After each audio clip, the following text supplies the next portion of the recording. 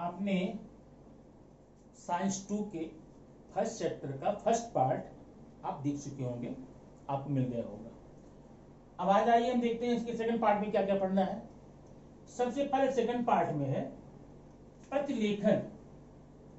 प्रतिलेखन में जाने के पहले हमें देखना पड़ेगा डीएनए और आरएनए। डीएनए और आरएनए के बारे में पूरे डिटेल्ड स्टडी आपने 9th में की थी, इसलिए हम उस पर अगर वीडियो में उसको शामिल करते हैं तो इसके कई भाग करने पड़ जाएंगे, और मुझे पता है आप पढ़कर आए होंगे, जानते होंगे। डीएनए क्या होता है? Deoxy ribonucleic acid, deoxy ribonucleic acid.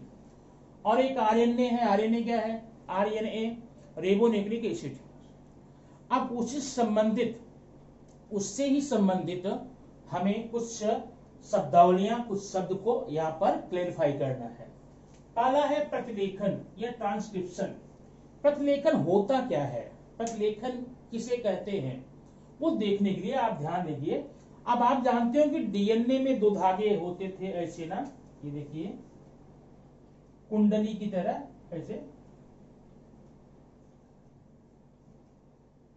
ऐसे, ठीक है। कुंडली के आधार पे 2 धागे हुआ करते थे इसमें डीएनए में, ठीक है।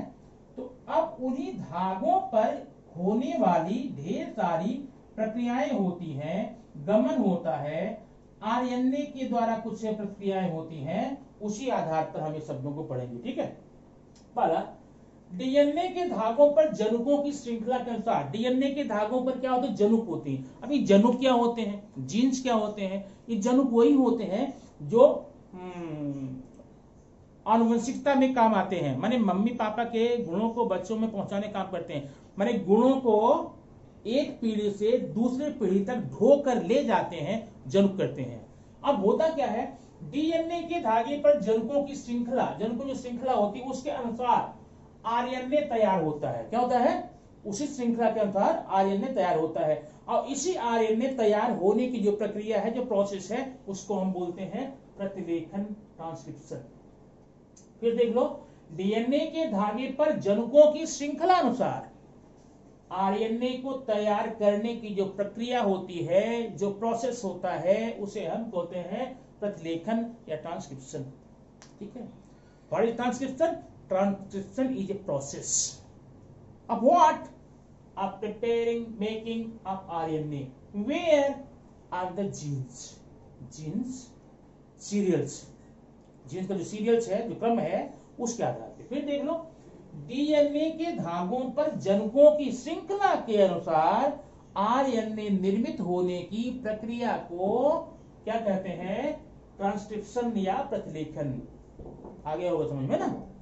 दूसरा है ट्रिपलेट कोडॉन। क्या होते हैं? यह एक प्रकार की संरचना होती है। ट्रिपलेट क्या हम समझ गए, तिहरा जिसमें 3 हो। अब क्या होता है, प्रत्येक अमीनो अम्ल के लिए पाया जाने वाला संकेत, जो कोड बनता है, अमीनो अम्ल के लिए कोड बनता है, ठीक है ना, कोडिंग होती है। तो कोड होता है, उसमें 3 न्यूक्लियोटाइड के समुच्चय आते हैं। ये 3 न्यूक्लियोटाइड के समुच्चय को ही, सेट को, समूह को, ग्रुप को हम कहते हैं ट्रिपलेट कोडॉन। सीधी बात समझना, ट्रिपलेट कोडॉन क्या है? ट्रिपलेट कोडॉन जो है 3 न्यूक्लियोटाइड के समुच्चय का स्वरूप है। 3 न्यूक्लियोटाइड आपस में मिलकर के एक ग्रुप बनाएंगे, एक समूह बनाएंगे, उसी समूह को हम क्या बोलेंगे? ट्रिपलेट कोडॉन, ठीक। आइए थर्ड देखते हैं, भाषांतर, ट्रांसलेशन। अब ट्रांसलेशन क्या होता है? आपके जो आरएनए होते हैं उनमें प्रकार पाए जाते हैं। एम आरएनए में मैसेजिंग, ये मैसेज पहुंचाने का काम करते हैं। टी ट्रांसपोर्टेशन का काम करते हैं, ठीक है। एम आरएनए पर पाए जाने वाले कोडान, अब एम आरएनए पर एक कोडान पाया जाएगा, ठीक है ना। और उसी कोडान का जो पूरक होगा, उसको जो कंप्लेशन दे रहा होगा, वो क्या होता है? एंटी कोडान होता है। एमआरएनए पर पाए जाने वाले कोडान के क्रम में जो एंटी कोडान होगा, इसका विपरीत होगा, वो क्या है? टीआरएनए होता है ना, टीआरएनए। अब यही टीआरएनए, ये जो टीआरएनए है, आएगा एमआरएनए के पास में।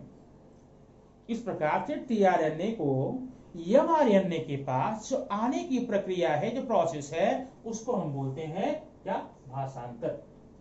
देख लो, mRNA पर पाए जाने वाले कोडान के पूरक क्रम में एंटी कोडान होता है, क्या नाम है? tRNA। और ये जो tRNA है mRNA के पास आता है। इस आने की प्रक्रिया को ही हम क्या कहते हैं? ट्रांसलेशन। बड़ा सिंपल सा है, जरा देख लेना, इसको नोट कर लेना। पांचवा है स्थानांतरण, ट्रांसलोकेशन, एक स्थान दूसरा स्थान जाना। ये क्या जाता है? mRNA के एक सिरे से दूसरे सिरे तक। अब mRNA क्या होगा? एक सिरे दूसरे सिरे तक जाएगा। mRNA के एक सिरे से दूसरे सिरे तक राइबोसोम द्वारा एक ट्रिपलेट कोडान के अंदर से। अब mRNA के दो सिरा है, इधर एक इधर। उस एक सिरे से दूसरे सिरे तक कौन जाता है? राइबोसोम। और अंतर जाता है, सीरियल नहीं है, क्रम नहीं है, एक एक अंदर। कितने का अंदर है? ट्रिपलेट कोडान के अंदर से आता है। जो गमन होता है माने राइबोसोम द्वारा ट्रिपलेट कोडान के अंतर से सरकने की प्रक्रिया को स्थानांतरण कहते हैं। ऐसी बात इतना याद करना, राइबोसोम द्वारा ट्रिपलेट कोडान के अंतर से आगे सरकने की क्रिया को क्या कहते हैं? स्थानांतरण कहते हैं। लेकिन अब कोई पूछेगा कहां सरकता है? बोलिए mRNA पर। किधर? mRNA पर। माने mRNA के धागे पर एक सिरे से दूसरे सिरे तक राइबोसोम सरकता है, आगे बढ़ता है, लेकिन उसका आगे बढ़ने की जो गति होती है सरल नहीं होती है, वह गैपिंग होती। कितनी गैपिंग होती है? एक एक ट्रिपलेट कोडान के अंतर से जो सरकता है उसको हम स्थानांतरण कहते हैं। ठीक है, बड़ा इंपॉर्टेंट ये 4-5 वर्ड हैं, इसको याद रखना। और बुक में दिया गया है, इसमें बहुत आसान दिया गया है। अब आइए हम देखते हैं उत्परिवर्तन, म्यूटेशन। अब ये परिवर्तन क्या होता है पहले आप बता दूं। आप देखते हैं माँ बाप के लक्षण किसमें देखते हैं? किसमें जाते हैं? बच्चों में जाते हैं। माने एक पीढ़ी से के जो लक्षण होते हैं अगली पीढ़ी में दिखते हैं। ये लक्षणों को ढोने का, कैरी करने का काम कौन करता है? कौन करता पता है? जनुक, जीन्स। जीन्स के ही द्वारा एक पीढ़ी के लक्षण दूसरी पीढ़ी में जाते हैं। इसलिए बच्चों में कुछ लक्षण माँ बाप जैसे दिखते हैं, मम्मी जैसे, पापा जैसे होता है। लेकिन कभी कभार ऐसा होता है जो जनुक के न्यूक्लियोटाइड होते हैं ना, वो अपना स्थान अचानक बदल देते हैं, अनपेक्षित, कोई एक्सपेक्टेशन नहीं है, कोई क्रम नहीं है, अचानक बदल देते हैं। और जब अचानक बदल देंगे तो अगली पीढ़ी में जो लक्षण पाया जाएगा उसमें सूक्ष्म अंतर आ जाता है। और जो यही अंतर है उसको हम बोलते हैं उत्परिवर्तन, म्यूटेशन। बराबर है? फिर बोलो, जनुक के न्यूक्लियोटाइड द्वारा अचानक अपनी जगह बदलने से होने वाले छोटे परिवर्तन को उत्परिवर्तन कहते हैं। ठीक है, तो आपका ये हो गया वर्डिंग। अब आगे जरा देखेंगे, आपने पिछले वीडियो में पढ़ लिया है, क्या पढ़ा है? उत्क्रांति क्या है, प्रमाण क्या है, और उत्क्रांति प्रमाण कौन कौन सा आपने देख लिया था, आनुवंशिकता देख लिया था। अब इसी चैप्टर की कुछ और चीजें हैं, कुछ और चीजें, ज्यादा नहीं है, उनको हमें इस वीडियो में आपको बताना है। ठीक है, अब ये जो आपने अभी बताया है इसको आप नोट कर सकते हैं, नोट करके याद कर लेना, इसको बहुत अच्छी चीज है। और ये आपके एग्जाम में ना बहुत ही अच्छा नंबर देती है। लगभग ये इस चैप्टर से 5 नंबर क्वेश्चन आपको आएंगे, 5 में 3 करने होंगे। ठीक है, आप ये बात ध्यान रखना। अगला है डार्विन का प्राकृतिक चयन सिद्धांत। डार्विन का प्राकृतिक चयन सिद्धांत। अभी देखिए, आनुवंशिकता का अध्ययन करने के पश्चात, जीन्स की खोज होने के पश्चात, अब एक पीढ़ी का गुण दूसरी पीढ़ी में कैसे जाता है, ये तो ठीक है, मिल गया। अब लेकिन प्रॉब्लम ये हुई, जो आपने उत्क्रांति पढ़ा था, ये अंतर आया कैसे, क्यों आया? इस पर दुनिया भर के तमाम वैज्ञानिकों ने अलग अलग अपनी राय दी है, अलग अलग चर्चा की है, उसको हम इसमें देखेंगे। इसी में एक वैज्ञानिक हुए डार्विन। डार्विन ने दिया प्राकृतिक चयन का सिद्धांत। ये देखिए, इसका मतलब ये होता है, डार्विन ने ये बताया कि अभी जो अंतर आया है एक प्राणी से दूसरे प्राणी में, वह अंतर कोई जनुक या जीन्स का तो है, जो भी है उसमें प्राकृतिक चयन का सिद्धांत है। इसका मतलब एक ही पर्यावरण में तमाम प्रकार के जीव हैं, बहुत जीव हैं ना, और अचानक उस वायुमंडल में, उस पर्यावरण में, उस क्षेत्र में एक परिवर्तन होता है, एक चेंजिंग होती है। अगर उस चेंजिंग को सजीवों ने स्वीकार कर लिया, प्रकृति में होने वाले परिवर्तन को अंगीकार कर लिया, एक्सेप्ट कर लिया, तब तो उस वातावरण में उनको जीने का अधिकार है। अगर स्वीकार नहीं कर पाए, अगर उसको एक्सेप्ट नहीं कर पाए, तो वह नष्ट हो जाते हैं। जब वो नष्ट हो जाएंगे, अगला बचेगा। जैसे अब इन्होंने जिराफ का एग्जाम्पल दिया था, अभी एक लैमार्क में पढ़ेंगे, लैमार्कियन थियरी में उन्होंने बताया है, जिराफ जितने हैं थे पहले सब छोटी गर्दन वाले थे। क्या थे? छोटी गर्दन। लेकिन मौसम में परिवर्तन, भौगोलिक परिवर्तन, ढेर सारे परिवर्तन होते गए। अब उनको नीचे अपना भोजन मिलने में असुविधा होने लगी। अब चाहे बर्फबारी की बात हो, या विनाश का हो, या काल का हो, दुष्काल का हो, इसलिए वो जिराफ क्या करने लगे, धीरे धीरे अपनी गर्दन को उचका करके पेड़ों की पत्तियों को खाने का अभ्यास करने लगे। और ये प्रक्रिया लाखों वर्षों चली। तो वही छोटी गर्दन वाले जिराफ लंबी गर्दन वाले हो गए, ऐसा कहना था लैमार्क का। लेकिन डार्विन ने कहा ऐसा कुछ नहीं है, छोटी गर्दन वाले भी थे उस समय बड़ी गर्दन वाले भी थे। जब अचानक भौगोलिक परिवर्तन हुआ, उनके खाने पीने की वस्तुओं का अभाव हुआ, जो ऊंची गर्दन वाले थे उन्होंने तो प्रकृति में होने वाले परिवर्तन को स्वीकार कर लिया, ठीक है ना, और बाकी मर गए, बाकी का विनाश हो गया। तो ये सिद्धांत प्राकृतिक चयन का सिद्धांत है। इसको किसने दिया है? इसको आपने लैमार्क ने दिया है, ठीक ना। इसके बाद यह सिद्धांत जो है बहुत दिनों तक मान्य रहा, लोग मानते रहे इसको। हाँ, ये तो अच्छी बात है ना, युग जो प्रकृति में अपने आप को ढाल लेगा वो तो जिंदा रहेगा, जो नहीं ढालेगा जिंदा नहीं रहेगा। अब एग्जाम्पल ग्रुप में आप देख लीजिए, जैसे मान लो एक छिपकली है। जो छिपकली होती है वो हमारे जो घरों में होती है उसका रंग भूरा होता है, ठीक है। लेकिन वही छिपकली जो पेड़ों पे रहती है, जंगलों में रहती है, उसका रंग उस पेड़ के कलर में होता है। क्यों ऐसा होता है? ताकि उसने क्योंकि वहां को आत्मसात किया, ताकि जो शिकारी पक्षियां हैं उस छिपकली को अपना शिकार न बनाने पाए, इसलिए उन्होंने प्रकृति का रंग जिस तरह का वहां का था अंगीकार कर लिया। तो अंगीकार करके वहां पर जीवित रहने का अधिकार उनको मिल गया। लेकिन इस सिद्धांत के बारे में कुछ विरोध हुए। डार्विन का विरोध क्यों हुआ? उन्होंने जो अगली पीढ़ी में परिवर्तन बताया ना, क्या बताया? प्राकृतिक चयन का सिद्धांत दिया। जिन्होंने प्रकृति को अपनाया वो तो जिंदा रहा, जो नहीं अपनाया वो समाप्त हो गया। काफी समय तक इनके सिद्धांत को मान्यता मिलती रही, लेकिन बाद में धीरे धीरे विरोध के स्वर फूटने लगे ना। अब विरोध स्वर पहला था प्राकृतिक चयन सिद्धांत एकमात्र मुद्दा उत्क्रांति का आधारभूत अंग नहीं है। उत्क्रांति जो आपने पढ़ा, प्रमाण पढ़ा, उत्क्रांति को उन्होंने किससे जोड़ा? प्राकृतिक चयन से। तो वैज्ञानिकों ने इस पर विरोध ये किया कि एकमात्र प्राकृतिक चयन के ही आधार पर उत्क्रांति हुई होगी, ऐसा नहीं है, और मुद्दे हो सकते हैं।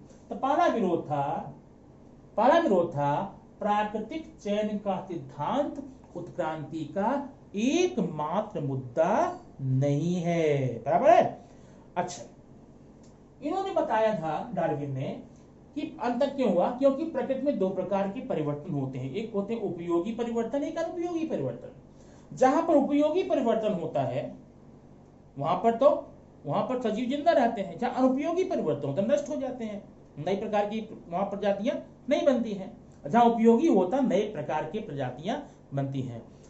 लेकिन वैज्ञानिकों ने कहा, इन्होंने उपयोगी और अनुपयोगी ये परिवर्तन होते हैं, इसका एग्जाम्पल नहीं दिया डार्विन ने। किसको उपयोगी माने, किसको अनुपयोगी माने। अच्छा, अगला एग्जाम्पल तीसरा था कि इन्होंने बताया था कि दो परिवर्तन होता है, एक धीमी गति का, एक तेज गति का। इसका भी जिक्र इन्होंने सिद्धांत नहीं दिया था।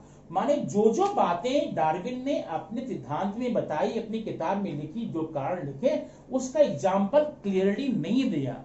इसलिए लोगों ने डार्विन की बात को मानने से विरोध करने लगे। तो ये तो था डार्विन के प्राकृतिक चयनवाद में, ये इतने विरोध थे, इतनी भ्रांतियां थी, इतने प्रॉब्लम थे, ठीक है ना।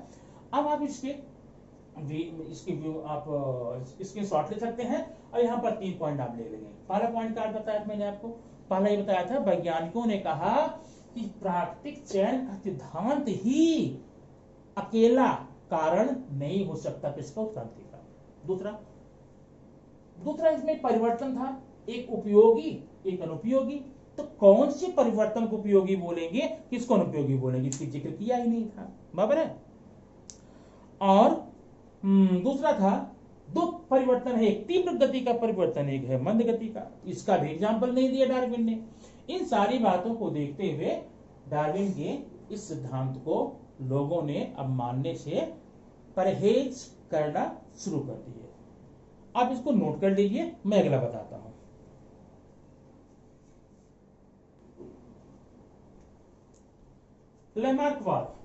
लेमार्कवाद में लेमार्क, एक जीन बैप्टिस्ट लेमार्क, इन्होंने एक लेमार्कियाना थियरी दी, अपना सिद्धांत दिया।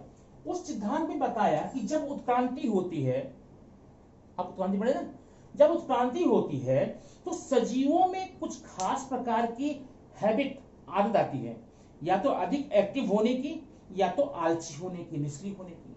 तो एक्टिव होने का भी असर अगली पीढ़ी में जाता है। एक्टिव होने से जो अंतर आना चाहिए वो भी दिखेगा, और अगर आलसी है, निष्क्रिय है, तो वो भी दिखेगा ना। तो जो गुण इस पीढ़ी में है, वो गुण धीरे धीरे अगली पीढ़ी में स्थानांतरित होते हैं। इस गुणों को, इन लक्षणों को बोलते हैं उपार्जित लक्षण, एक्वायर्ड क्वालिटीज, ठीक है। अब इसके लिए एग्जाम्पल क्या दिया, अभी मैंने बताया था लेमार्क को, इनका जिराफ का। उन्होंने बताया सारे के सारे जिराफ पहले छोटी गर्दन को होते थे, लेकिन धीरे धीरे धीरे धीरे धीरे अपनी गर्दन को उचका करके पेड़ों की पत्तियों को खाने का प्रयास करने के कारण उनके अंदर एक प्रकार का परिवर्तन आता गया। गर्दन लंबी होती गई, और अंतोगत्वा जाकर उनकी गर्दन काफी लंबी हो गई। शुतुरमुर्ग जो रहते हैं, पक्षी है, ये अपने पंखों का उपयोग नहीं करता, पैरों का उपयोग करता है। इसलिए इनके पैर दौड़ने में तो साथ दिए, उनका डेवलपमेंट हुआ, उनका विकास हुआ। पंखों का उपयोग न करने से क्या हुआ, पंखों का उपयोग न करने से उनके पंख कमजोर हो गए। अच्छा, ढेर सारे एग्जाम्पल दिए, लेकिन आगे जाकर के लेमार्क की थ्योरी, ढेर सारी खोज होने के पश्चात में, अभी आपने एक वैज्ञानिक को जो पढ़ा पीछे, उन सबके प्रयासों से ये इनकी जो थ्योरी थी वो गलत साबित हो गई ना। गलत साबित क्यों हुई, क्योंकि उन्होंने एक क्या किया, चूहा लिया, एक चूहिया लिया। चूहा, जानते चूहा ना, चूहा, उन दोनों को एक ही पिंजरे में रख दिया। किसको, एक ही पिंजरे में रख दिया। अब और उनकी पूंछ को काट दिया। अगली पीढ़ी में जो बच्चे पैदा हुए, उनमें से एक मेल फीमेल लेकर बाकी छोड़ दिया, उनकी पूंछ काट दिया। 21 पीढ़ी तक, 21 जनरेशन तक उन्होंने पूंछ काट काट कर रखना शुरू किया। लेकिन जो अगली पीढ़ी आती, उनके पूंछ में किसी प्रकार का अंतर नहीं होता था। नहीं, इसका मतलब उपार्जित लक्षण अगले वंश में, अगली पीढ़ी में जाएंगे, ऐसा नहीं है। वैज्ञानिकों ने यहां तक कहा कि अगर ऐसा होता तो लोहार का बेटा लोहार ही होता, क्योंकि लोहार अपने दाहिने हाथ का उपयोग करता है, उसके बेटे का दाहिना हाथ मजबूत होता, ठीक है। लड़कियों में कई पीढ़ियों तक कान छिदाने की परंपरा है, तो अगली पीढ़ी में आने वाली लड़की के कान ऑलरेडी उसमें छेद होल क्यों नहीं होते हैं। तो ये सारे एग्जाम्पल देते हुए इनके जो सिद्धांत थे उनको लोगों ने मानने से मना कर दिया। ठीक है, अब हम आगे देखेंगे दूसरे वीडियो में, अगले पक्ष में आप इसको नोट कर सकते हैं।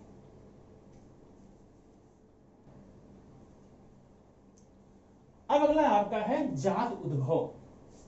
जाति उद्भव मन जाति का निर्माण, नई जातियों का बनना। तो सबसे पहले हम जानें जाति क्या होती है। जाति, अब जाति आप आपस में मत लेना कि मेरा यादव हो शर्मा है बना है, ये जाति अलग है।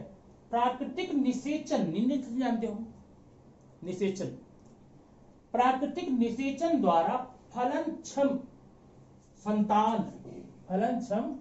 संतान निर्माण कर सकने वाले सजीवों के जो समूह होते हैं उनको जाति कहते हैं। माने आपस में वो अगर आपस में निषेचन करके संतान निर्मित कर सकें उस समूह को, चाहे वो सजीव, चाहे वो प्राणी हो चाहे वनस्पति हो, उनको हम जाति कहते हैं।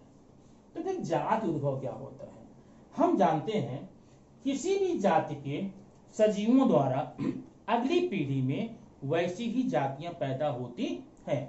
ठीक है, तो फिर नई जातियां कहां से बनी, नई जातियों का उद्भव कैसे हुआ, ये प्रश्न उठता है। अब सुनो, जितनी भी एक ही जातियां हो, जैसे आप जानते होंगे, आपको जानना चाहिए, मनुष्य का, मानव का जो निर्माण की प्रक्रिया सबसे पहले शुरू हुई थी वह अफ्रीका महाद्वीप में हुई थी, ऐसा लोग मानते हैं, ऐसा वैज्ञानिक का कहना है। ठीक है, लेकिन अब दुनिया भर के इंसानों को देखे ना, सब अलग अलग दिखते हैं, अलग अलग कलर है, आंखों का रंग अलग है, लंबाई अलग है, बाल का रंग अलग है, त्वचा का रंग अलग है ना। तो ऐसा क्यों हुआ? जब एक ही जाति के सजीव अपने स्थान परिवर्तन के कारण या किसी और भी भौगोलिक परिवर्तन के कारण जलवायु में परिवर्तन हुआ, वहां के तापमान में परिवर्तन हुआ, वायु में परिवर्तन हुआ, रहन सहन में परिवर्तन हुआ, उनके खान पान में परिवर्तन हुआ, इन सारे परिवर्तनों का असर अगली पीढ़ी पे मिलता है और इसी परिवर्तन के कारण नई जातियों का उद्भव होता है। या आप परिभाषा कैसे पढ़ेंगे इसके? सजीवों में भौगोलिक अथवा पुनरुत्पादनीय क्षमता विभाजन होने पर भी कालांतर में जाति उद्भवन होता है। यह जाति, नई जातियों का निर्माण होता है। मतलब सजीवों में प्रजनन की क्षमता है, अपने जैसा प्रजनन कर सकते हैं, लेकिन उनकी जो जियोग्राफिकल सर्कमस्टेंसेस होते हैं, उनकी जो भौगोलिक स्थितियां होती हैं, रहन सहन खान पान जो होता है, वायुमंडल होता है, जलवायु जैसा होता है, इसके कारण अगली पीढ़ी में नई जातियों का उद्भव होता है। इस प्रकार से ये जाति उद्भव हो गया। ठीक है ना। तो ये आपका जो लेसन है आज का, ये समाप्त हुआ। आप इसको पढ़ करके पहला लेसन आप कंफर्म कर चुके हैं। अभी सेकंड लेसन के लिए है, आप अगले वीडियो का इंतजार कीजिए। Okay, thank you. हाँ, पढ़ करके आप लोग ध्यान दीजिए, इसको पढ़ करके आप लोग नोट्स बनाते जाइए। क्या बनाएंगे? नोट्स। और आप बता दूं, आज 18 है ना, 25 जून को एक प्रोडजी टेस्ट होगा।